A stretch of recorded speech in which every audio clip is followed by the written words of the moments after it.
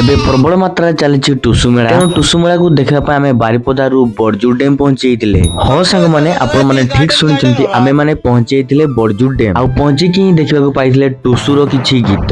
ଆଉ ତାପରେ ମୁଁ ହଜେଇ ଦେଇଥିଲି ମୋ ଛୋଟ ବେଳର ମୋ ଭାଇକୁ। ଆଉ ମୋ ଭାଇର ଅବସ୍ଥା ଏପରି ମୁଁ କେବେ ଭାବି ହିଁ ନଥିଲି। ଯେତେ ରାତି ବଢି ଚାଲିଥାଏ ଲୋକମାନଙ୍କର ଜନଗହଳି ସେତେ ଭରପୁର ହେବାକୁ ଲାଗିଥାଏ। କାହିଁକି ନା ଟୁସୁ ମେଳାରେ ନାଚଟା ମାନେ ପୁରା ରାତିରେ ହିଁ ହେବ। ଆଉ ଭିଡ କଥା ଯଦି କହିବି, ମାନେ ଏତେ ପ୍ରକାର ଲୋକମାନେ ଆସିଥିଲେ, ମାନେ ଆମେ ଭାବି ହିଁ ନଥିଲେ। ଆଉ ଧୀରେ ଧୀରେ କରି ସମସ୍ତଙ୍କୁ ସାଇଡ ମାରିକି ଆମେ ବି ଆଗକୁ ପଳେଇଥିଲେ ସେଇ ଟୁସୁ ଦେଖିବା ପାଇଁ। ଆଉ ଏବେ ଆରମ୍ଭ ହେଲା ମେନ୍ ମାର୍କେଟ। ମାନେ ଝୁମର ଗୀତରେ ଢୋଲ ଧମସା ତାଳରେ ପୁରା ଡିଜେ ଡିଜେ ଡିଜେ ଡିଜେ ନାଚ ହବ।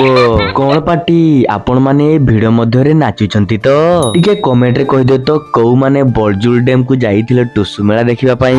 ଆଉ ଏ ନାଚ ହଉଛି ମୋ ଫେଭରେଟ ନାଚ। ତେଣୁ ଆପଣ ମାନେ ବି କୁହନ୍ତୁ, ଆପଣ ମାନେ କଣ ଏଇ ନାଚ କେବେ ନାଚିଛନ୍ତି?